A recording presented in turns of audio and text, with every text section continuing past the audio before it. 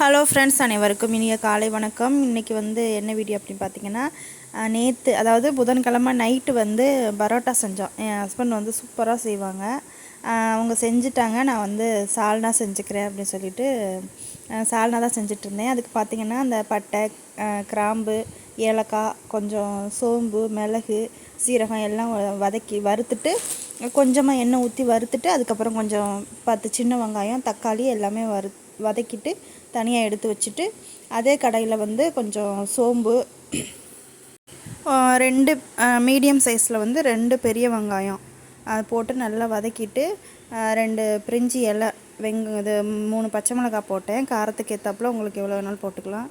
நல்லா வதக்கிட்டு கொஞ்சம் நல்ல கண்ணாடி பதத்துக்கு வதந்ததுக்கப்புறம் 1 ஸ்பூன் இஞ்சி பூண்டு பேஸ்ட்டு போட்டுட்டு, நல்ல பழுத்த தக்காளி ஒரு தக்காளி போட்டிருக்கேன். அரைக்கிறதுக்கு 1 தக்காளி போட்டிருக்கேன். இதுக்கு 1 தக்காளி போட்டு நல்லா வதக்கிடணும்.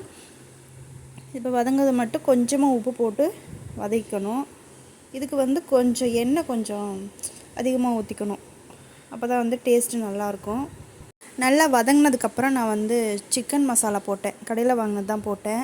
அப்படி இல்லை அப்படின்னா நம்ம நார்மலாக வீட்டில் அரைச்ச மிளகாத்தூள் போடுறோம் அப்படின்னா அது கூட கொஞ்சம் கரம் மசாலா அது மட்டும் போட்டுக்கலாம். அப்போ தான் அந்த சால்னாவோட டேஸ்ட்டு இருக்கும். நான் கொஞ்சம் சிக்கன் மசாலாவும் மஞ்சள் தூள் மட்டும்தான் போட்டேன், வேறு எதுவுமே போடல.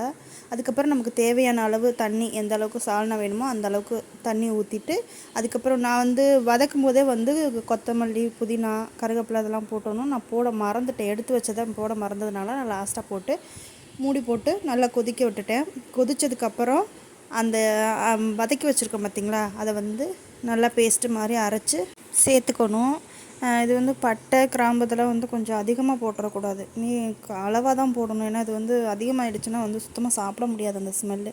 அரைக்கிறதுக்கு மட்டும் அது வறுத்தா போதும். மறுபடியும் அந்த தாளிக்கும் போது லைட்டாக அந்த சோம்பு, பெருஞ்சீரகம்னு சொல்லுவோம் பார்த்திங்களா, அது மட்டும் போட்டால் போதும். மறுபடியும் இந்த பட்டை, கிராம்பு அதெல்லாமே போட்டால் நல்லா இருக்காது.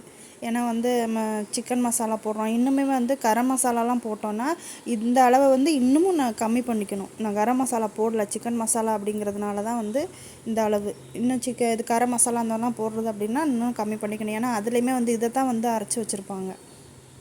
அதை எல்லாத்தையும் அரைச்சி ஊற்றி நல்லா கொதிக்க விட்டதுக்கப்புறம் லாஸ்ட்டில் தேங்காய் சில்லு, 2 தேங்காய் சில்லு, அதில் முந்திரி, கசகசா இருந்தால் அரைச்சி போட்டால் நல்லாயிருக்கும். என்கிட்ட முந்திரியும் கசகசாவும் இல்லாததுனால நான் கொஞ்சமாக பொட்டுக்கடலை போட்டு அரைச்சி போட்டேன். நல்லா கிரேவி கன்சிஸ்டன்சிக்கு வந்ததுக்கப்புறம் நம்ம அதை அடுப்பை ஆஃப் பண்ணிக்கலாம். எனக்கு லாஸ்ட்டில் இப்படி தான் இருந்துச்சு. இந்த அளவுக்கு வந்ததுக்கப்புறம் நான் அடுப்பை ஆஃப் பண்ணிக்கிட்டேன். செம்ம சூப்பராக இருந்துச்சு. ஓகே ஃப்ரெண்ட்ஸ், நெக்ஸ்ட் வீடியோவில் பார்க்கலாம்.